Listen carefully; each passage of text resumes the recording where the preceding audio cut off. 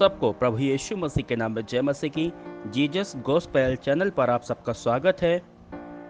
आज हम परमेश्वर के वचन से पढ़ेंगे रोमियो उसका 12 अध्याय उसकी 1 आयत कि हम परमेश्वर की सेवा किस रीति से किस तरीके से हम कर सकते हैं। तो आइए वचन पढ़ते हैं। इसलिए हे भाइयों, मैं तुमसे परमेश्वर की दया स्मरण दिलाकर विनती करता हूँ कि अपने शरीरों को जीवित और पवित्र और परमेश्वर को भावता हुआ बलिदान करके चढ़ाओ। यही तुम्हारी आत्मिक सेवा है। हालेलुया। प्रभु यीशु आज अपने वचन के द्वारा हमें बताते हैं कि हम यीशु मसीह की जो लोग पृथ्वी पर हैं वो यीशु की सेवा कैसे कर सकते हैं, यीशु की उपासना कैसे कर सकते हैं। यहाँ पर पौलुस इस प्रकार लिखते हैं, इसलिए हे भाइयों, मैं तुमसे परमेश्वर की दया स्मरण दिलाकर विनती करता हूँ। परमेश्वर की दया को तुम्हें याद दिलाता हूँ कि उसकी दया कितनी बड़ी है। वो दया करने में कितनी जल्दी करने वाला परमेश्वर है।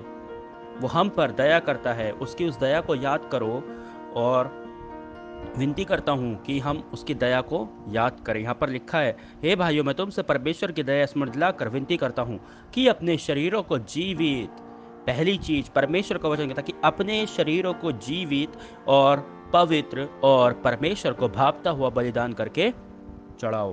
परमेश्वर हमसे 3 चीज चाहता है। एक तो हमारा जीवन कैसा होना चाहिए, हमारा शरीर जो आज मर चुका है प्रभु में, जबकि वचन कहता है आत्मा तैयार होनी चाहिए और शरीर भी तैयार रहना चाहिए। लेकिन हमने अपनी आत्मा भी सुला दी है प्रभु यीशु मसीह में और शरीर भी, क्योंकि हम प्रभु के अनुसार नहीं चलते, प्रभु की शिक्षाओं पर नहीं चलते, दिन रात पापों में डूबे रहते हैं, बुराइयों में फंसे रहते हैं। तो आज हमारा शरीर मर चुका है। परमेश्वर को मरे हुए शरीर की आवश्यकता नहीं है। परमेश्वर का वचन कहता है शरीरों को जीवित। आज हमें आवश्यकता है कि अपने शरीरों को जीवित बनाएं प्रभु के वचनों के द्वारा, प्रभु में बने रहें, प्रभु के आज्ञाओं को मानें और पवित्र जीवन जिएं। पहली चीज़, शरीर हमारा जीवित होना चाहिए। जीवित के साथ साथ हमारा शरीर, हमारा जीवन प्रभु में पवित्र होना चाहिए और परमेश्वर को भावता हुआ, यानी कि ऐसा जीवन हम प्रभु को दें, ऐसा शरीर हम प्रभु के आगे लेके जाएं जो प्रभु को अच्छा लगता है।